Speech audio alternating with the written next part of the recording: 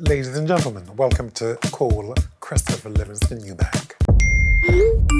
Thank you for your questions. I'm ready to answer them. Mike McCallum, you guys were in negotiations to fight and you were mad about the money. He was the WBA middleweight champion that beat a guy that you struggled with twice in Michael Watson. How come you didn't fight that man? The men I probably would not be capable of beating, I didn't have to fight them. I left that job to my promoter, Barry Hearn. I do not believe I could have beaten Mike McCallum. I do not believe I could have beaten James Toney. I didn't see enough of Reggie Johnson. Wow. Harold Graham, I said clearly, I'm not going to fight him because, it looks like you can beat him, but you can't, because he can't hit him. I mean, you'll find in rhetoric from interviews I've done over the years, why would I fight someone I can't hit? I sparred with him for 3 weeks. I hit him once in the 3 weeks. And that was one of the greatest learning periods of my career. He was getting actually ready to fight Mike McCallum, and I was his sparring partner. Let me tell you something about Mike McCallum. When I was an amateur in Jerome Boxing Club in the South Bronx, I sparred with Mike McCallum. He dropped me with a body shot. I think he was champion then. Mike McCallum was an extraordinary fighter. Here's a man who's teaching you, if you can punch continuously for 12 rounds, you will break your man down. In fact, I heard it said that he explained this to Michael Watson. To beat Eubank, you got to stay on him for 3 minutes of every single round. I shied away from no man, but they were not in my path. And taking, again, the likes of James Toney, I am so glad I didn't have to fight him. I don't see how you beat a man like that. All I see, effectively, is a person getting brain damage. That's how brilliant James Toney was. The same with Mike McCallum. There was mention of the 500K for, I think it was Mike McCallum, and he was... No. You don't want to talk about it? Yeah. It's not that I don't want to talk about it. That money wasn't... I wasn't greedy. I wasn't greedy, okay? I didn't know the numbers back then. Barry Hearn gave me £250,000 for each World Championship fight, okay? And I didn't haggle with him. I didn't say, well, I want more. I trusted him. And in trusting him, I got 19 World Championship wins. The draws are considered wins because you retain your championship. As a savage warrior, could you offer some words of wisdom to the ether today who think it's okay to dip their toe into a square circle which is only cut out for those who belong in it? If you come into this kitchen, you've got to be able to stand the heat. I had an amateur fight in about 1984. In this fight, I couldn't win. This particular man had me, let's say, in his catchment. He was just all cool. I couldn't do anything. I just couldn't get any footing in this fight. It was an amateur fight. It was at Madison Square Garden, and it was like a quarterfinals. And I so had to win this fight to kind of prove to myself that I was going to be able to do something in the future. And I lost this fight, and I bawled. I cried. When I say bawled, I mean I cried profusely. But in the fight, I got so frustrated, I bit the opponent in a clinch, I bit his shoulder. That was a great lesson to me because I was so ashamed. What really terrified me is somehow this information getting back to my mum. I can't tell you the anxiety I had in me if my mother would have been told this. But you see, the amateurs is the learning area where you make your mistakes there. You don't make them in the pros. So from that, it made it so that my behavior was almost impeccable during my professional career. There were one or two things that I did that one could say, well, that's not gentlemanly conduct. And I can call them. One is where when I was fighting Nigel Benn in the second fight, we got into a clinch. The referee said, break. We broke, and I put my hand out, which is to touch gloves, and then I hit him with a right straight away. Now, I didn't get away with the punch, but the point is, it was bad behavior. These types of things I didn't do in my career. And if I did, again, it was like, very rare. Bringing up the Dan Sherry fight is another, where I butted him, but it was the back of my head. So it's more of a get off. He was kissing my ear. And it was obviously a con from his point of view to have me disqualified. I remember people at the ringside shouting, Oscar, give him an Oscar, give him an Oscar. Yeah. It was Yeah. Nutting someone like that is not vicious because there's no strength in your muscles to go back. If you use your forehead and nut someone, the referee just says like this, get out. Fight's over. Had it not been for the ill-fated Michael Watson rematch, do you think you would have stopped Steve Collins? That could have been the case. I can only go with what actually happened. And I have to go with the win that he recorded over me. Do you remember anything about fighting after Michael Watson where you thought, I'm not going to go for the point that he's made? Yeah. Well, you can see it in the Collins 1 fight. Collins won in the 10th round. I dropped him. Why didn't you go forward, Chris? I don't know. I just couldn't. I can blame exhaustion. But all you had to do was go forward. You had him. Being a legend of the sport yourself, is there anyone you've ever met who you was really starstruck when you met them, i.e. any other boxers where you felt in awe of them? I've been starstruck twice. Once was in private and the other was in public. Sports personality of the century. This was in the year 2000, where Muhammad Ali came and sat down on a sofa with Lennox Lewis, Nassim Hamed. There was a load of champions sitting on this long sofa with Muhammad Ali there. And I said some things which moved me. It seems it moved the audience. I remember there was a runner, and I remember her face like, because I said, you know, what he did, what he stood for, he should never have been criticized. I was sitting next to Lennox Lewis. I think he put his hand over Lewis's lap and held my hand to where I kind of like crumbled, if you will. Yeah, Muhammad Ali. The second is Nelson Mandela. I was at Dorchester. He had just made president of South Africa. The place was just heaving. No one could move. Everybody wanted to see the man. If you could get close, that was a blessing. And being the boxer I am, I'm like, well, you know, I can see. I'm not going to even get a chance to see him here. So, you know, I'm going to do what's clever.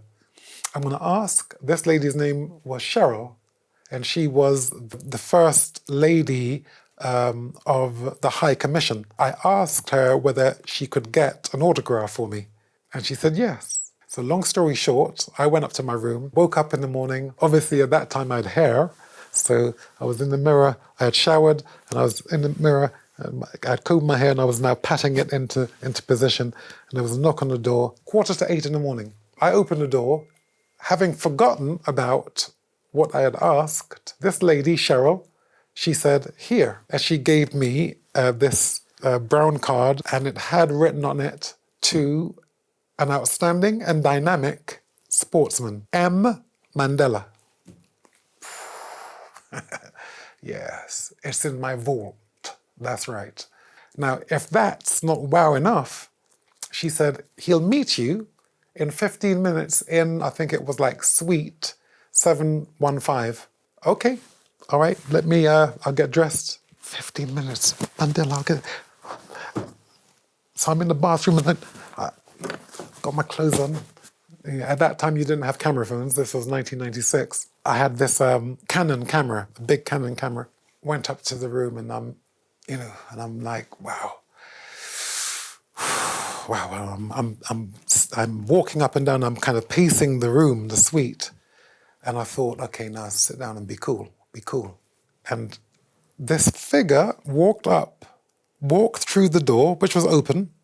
He walked through the door, and I always thought in my mind that Madiba would be short. I don't know why. 6'2", I'm 5'10".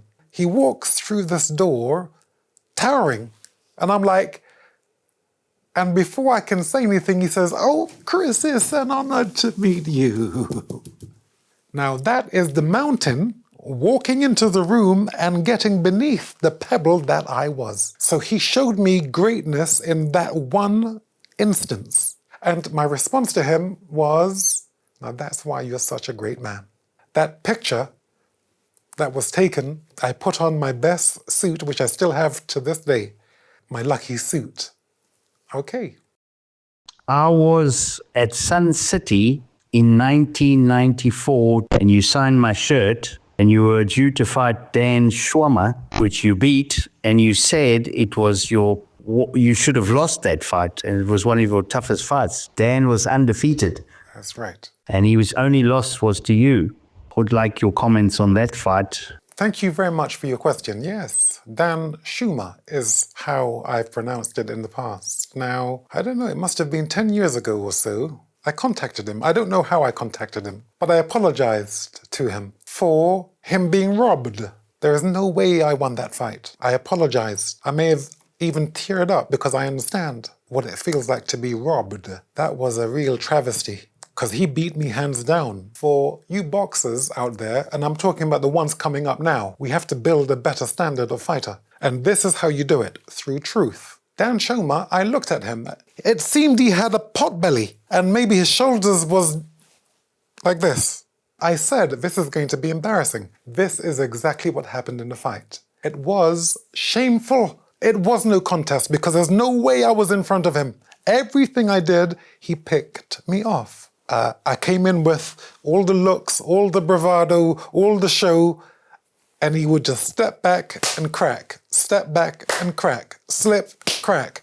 It was embarrassing. You'll go back, watch it and say, well, of course. I mean, that was ridiculous. How did they get away with that? But it's a game, it's a racket. It's a theatrical play, okay? And you have rulers and you have the players. The fighters are the players. Again, Dan, I hope you see this podcast. I'm truly sorry for what they did to you. I want to know how many amateur fights you got into before you went professional and any tips you've got for someone who wants to make it professional. Ta-da. Okay, I had 27 fights as an amateur. I lost my first fight. I won my next 8, and then it was back and forth. It's where you learn your trade. So you're learning how to be a professional. I turned pro legally from a law point of view at 19. I actually became a pro at mid-18. No, even late 17. The spirit put me onto the professional road, which is, okay, you're 17 and a half, you run like a professional, you talk like a professional, you don't hit people. Professionals don't hit people. Professionals do not get into arguments because you're a professional. Stay humble, work from within. Talking about what you're doing to the outside world destroys what you are doing. That's how I did it. I came seemingly from the back. I remember Nigel Benn saying in some of these interviews he's done, he came out of nowhere. That's right. I was working in silence. What do you think, and how do you think regarding what could have been a potential fight between yourself and James Toney, and also James Toney versus Nigel? Can you give us your opinion on how you see those mapping out?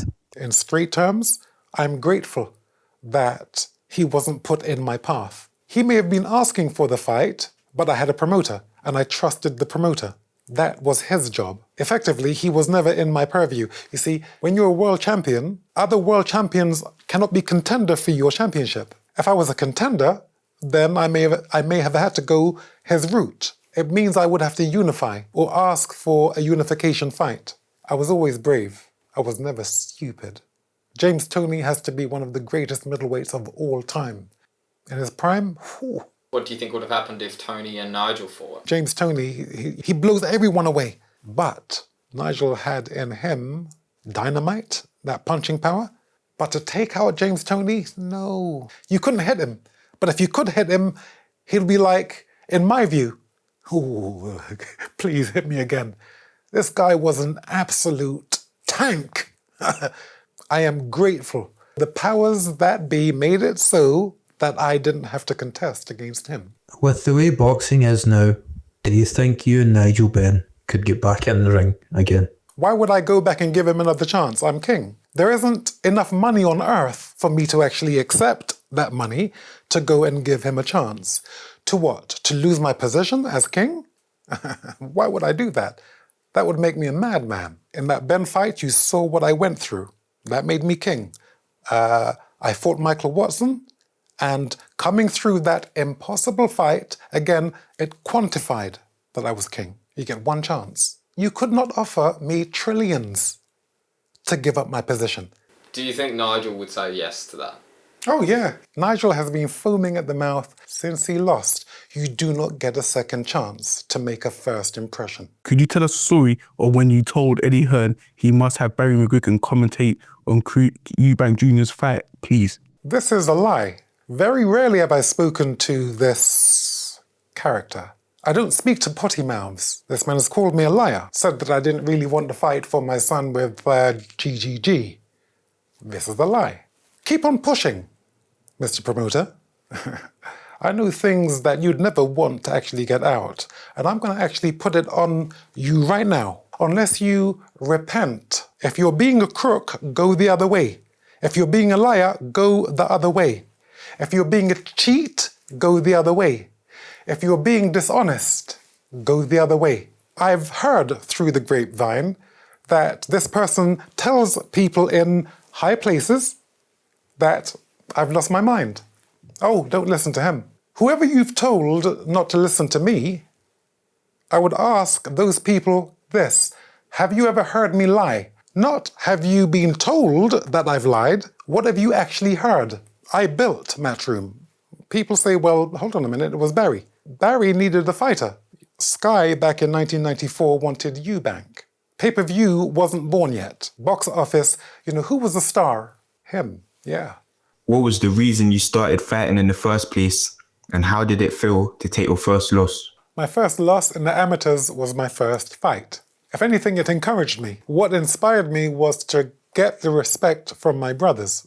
They didn't respect me. Another way of looking at it, they were molding me to be the champion that I became. So it's almost like it's a game and it's been written already. And these characters, my brothers, in the house, were there to actually build me into someone who could take emotional damage and conduct himself well under it.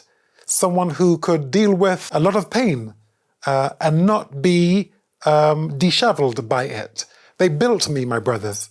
So if you look at it backwards, like they're part of my team. They made me impregnable. They made me emotionally, they made me a fortress. They made me rock. How does a boxer or a fighter overcome the plateau of improvement? How do they keep on improving? Tell yourself you want to be faster. As you go into the gym, after a few days, it will come to you because you'll watch and program yourself from fighters who have speed. Sugar Ray Leonard, Joe Kawasaki, Floyd Mayweather. You will attach it to from your nervous system. Your nervous system will attach it to your muscle, your atoms. Tell yourself you're already fast. I just need to practice a little bit more. There is no end to that string. You keep on doing it until you can do it no more. And then that's your start. You keep on going. Within this vocation of boxing, you don't know what's in front of you. But if you keep on being 100% confident, you will arrive. If I had it to do again, I would love it. If only I knew. Speak to yourself, Christopher. Speak to yourself more. It isn't just about watching your screen heroes and replicating them. It is about embodying it and then pushing it. Who do you think has got the hardest punch and the hardest chin? Nigel Benn was one of these knockout artists. Mike Tyson, this power, this ability to just hit you and it's dynamite exploding on the person's body. Who was best at taking punishment? Whoever these people are, I'm in the roster. See, I can say I'm king. The people who don't like it, you know who I am. And again, I'm telling you, come and challenge me if you don't agree. How dare you talk like that? How dare you? How dare I? Come and tell me I'm not. How can you tell me that I'm not king? Who do you think could win between a prime Larry Holmes and a prime Lennox Lewis? The answer is a draw. This man in his prime, Larry Holmes, had a beautiful jab. Very competent, just like Lennox Lewis. Lennox had fire, especially when he took you seriously. When he didn't take you seriously, yeah, he may have got beat. I remember him fighting, I think it was Andrew Galotta. There was a fighter who was of a fantastic reputation. The people who know boxing, like me, okay, they know the inside of boxing. Not from the spectator's point of view, from the person who's doing it every day. And I thought to myself, oh, this is going to be a tough one. He took him out in 2 rounds, as I remember it. And he took him out in 2 rounds because he took him seriously. Whenever he thought this is going to be a walk in the park, that's when he got beat. Hello, Chris. This is Lucas from Liverpool. I just want to know, how did you get such a shiny head? And like, you know, when you wake up in the morning, do you moisturize it? Do you put baby oil on it? Do you massage it? How did you get such a shiny, stupendous head? It's all through the Lord. In fact, I've heard it actually likened to a mallet by our brother Nigel. Let me tell you what, there's no mallet as beautiful as this. Just imagine all the years when I was a kid that made me feel like my brother, the head of the troop, the silverback in human form. No one touches me. Yes, I am truly beautiful. Truly. How are we getting on, Chris Eubank? Excellent. Mark here, mate. Mark? Just ringing up to find out, who was your best fight? Who was the hardest fight you ever had? Okay, it's been asked before. By far, Michael Watson. And it was just a relentless beating. That particular morning, I remember having a desire to have Milo. You know, I was very irresponsible that particular fight in terms of my preparation. I say that because the fight was a super middleweight fight. Super middleweight is 12 stones. I actually came in at 11 stones 8. The fight was made in private between the promoters at 11 stones 10. I didn't fight it because I'm a fighter.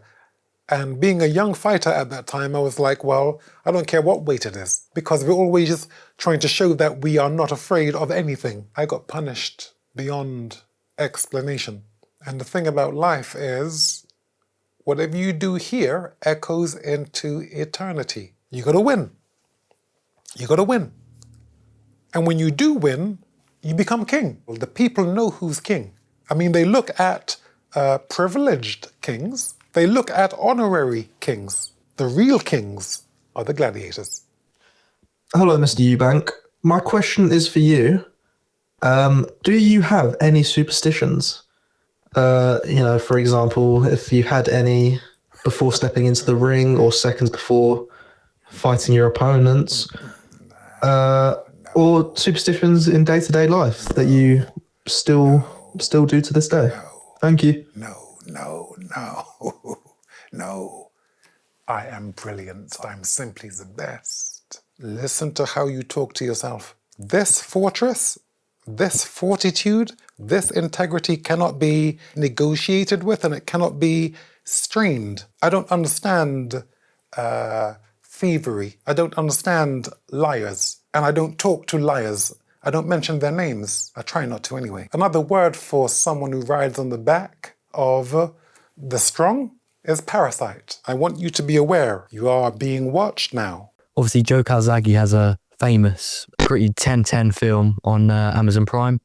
You don't yet have a Chris Eubank film out, really. Do you want one out? Is one ever going to come out? I don't think that's entirely correct. I say that because I did with Lennox Lewis, Nigel Benn, and Frank Bruno, a docu-film called The Four Kings. So if you haven't seen that, I think you're going to enjoy it. Yeah, because it's in depth, and it talks about, you know, how we got through that time, and it gets to actually show you who's the king.